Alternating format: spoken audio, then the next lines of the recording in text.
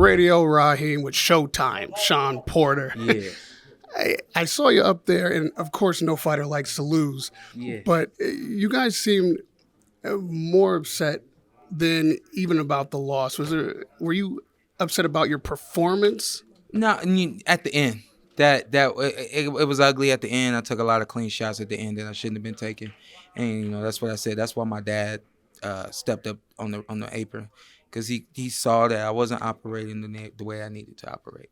And I'm not sure if you know, the judges had Crawford ahead, but I was sitting ringside with my colleagues and some fans. A lot of people had you ahead before the stoppage round. Did it feel like you were doing well in the fight? That's usually how my fights go, right? Yeah, that's true. I can't tell you whether or not I was ahead. I felt like we were right there in the thick of things. You know what I mean? And there was a storm that I needed to weather right there. And I think for the first time I didn't really, step up and handle it the way I needed to. I've seen a lot of fighters at a stage in their career right after a fight announce their retirement. Mm-hmm. It's known that that's probably the worst time to make a decision like that. Yeah. Was that decision actually made on the spot here tonight? No. The decision was made a long time ago. I knew that Terence Crawford was going to be my last fight. And, I intended to give it all I had going into the ring. And, I did not expect it to end this way at all. So, Lastly, you're one of the few fighters who have had a career outside the ring during your career. Yeah. And your dad said he didn't feel like training went as well as he had liked, and the commitment. Do you believe that anything might have played a role in you just being too busy and having other jobs besides boxing? You know what? To be honest with you, man, and I probably it would take all day, but this is a hard game, and I've played this game as hard as I could play it. You know what I mean? So, unfortunately, with this being the last one, it was like I was trying to reserve everything for the ring. Mm-hmm. So there were moments where he wanted me to go harder in the gym, and I'm like, I'm giving it all on fight night, so I'm not gonna give it all right now. You know what I mean? So.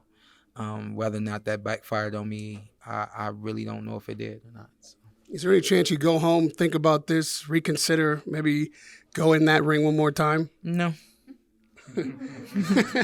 If I could, before I let you go, just let you remember the Buffalo Bills. Went to the Super Bowl 4 times. Yeah. And people don't regard them as the greatest football team, but they are, because they did that and fought hard every time. And you went there and fought hard every time, lost some very, very close fights. It's a cool analogy right there, man.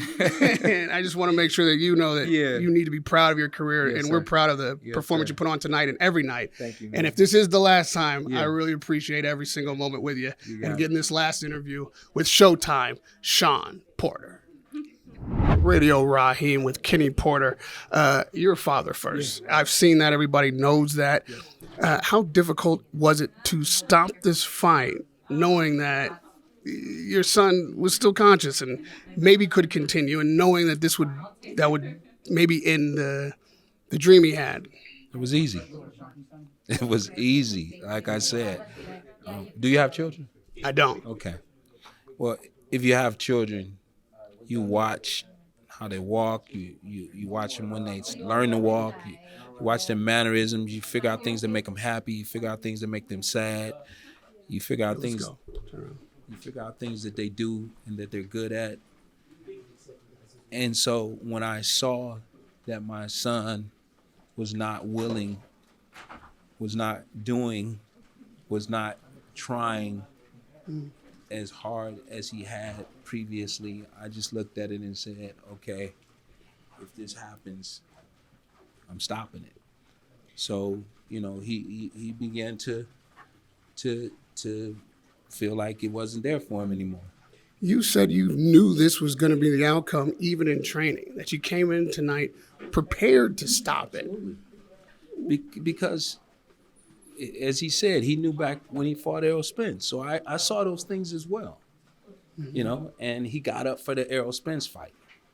He got up for it and didn't go his way, but, he got up and he did all the things he needed to do. And then as we moved on, that feeling that maybe he had that he didn't want to do this anymore was beginning to slow him down. Speed was still there. Was still there. Conditioning was still there. But like he said, he decided that he was going to save it just for the fight. You can't.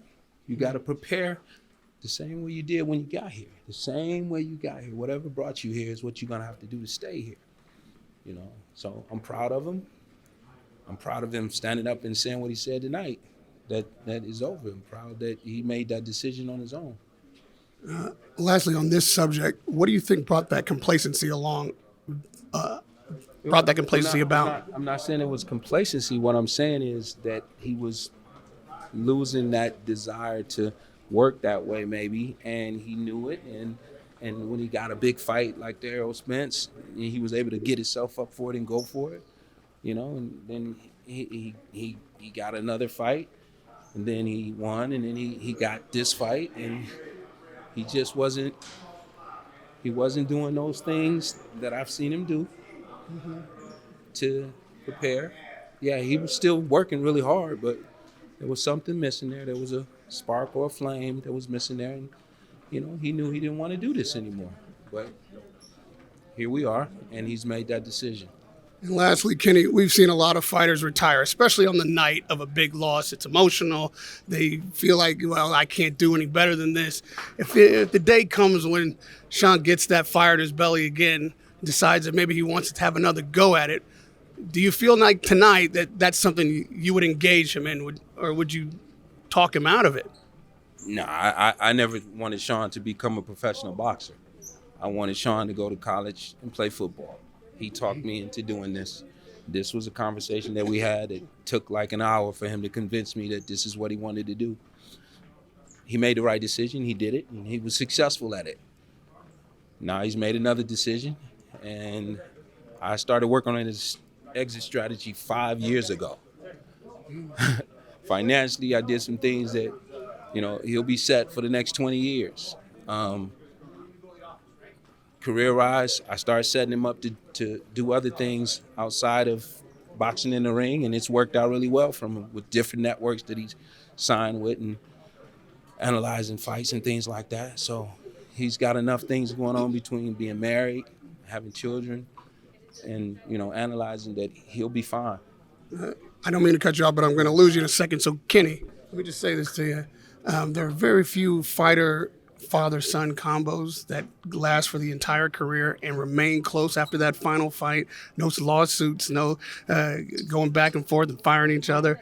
You guys are an example of what a father-son team can do and what a relationship of love and respect and perseverance can create. So watching you guys work over these many years and working with you as a media, I got to tell you, it's been a great pleasure and an honor. I appreciate all the time. You're one of the best, no doubt about that. And I love the blue suits, my favorite color.